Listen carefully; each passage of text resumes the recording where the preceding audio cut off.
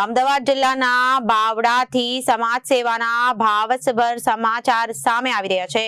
બાવડા ખાતે ગુર્જર પ્રજાપતિ સમાજ દ્વારા ભવ્ય સમૂહ લગ્ન ઉત્સવનું આયોજન કરવામાં આવ્યું હતું, જેમાં પરંપરા અને સંસ્કૃતિને ઉજાગર કરતા સમૂહ લગ્નનો ઉત્સવ પ્રારંભ દીપ પ્રાગટ્ય દ્વારા કરવામાં આવ્યો હતો।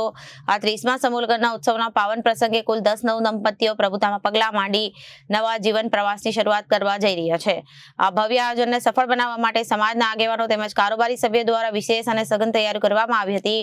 કાર્યક્રમના મુખ્ય આયોજકો તરીકે ઉપપ્રમુખ કનુભાઈ પ્રજાપતિ, પ્રમુખ મોહનભાઈ પ્રજાપતિ તેમજ સમગ્ર કારોબારી ટીમે સક્રિય ભૂમિકા ભજવી મહત્વપૂર્ણ યોગદાન આપ્યું અને સમૂહ લગ્નના ઉત્સવને લઈને સમગ્ર સમાજમાં આનંદ અને ઉત્સાહનો માહોલ જોવા મળ્યો હતો।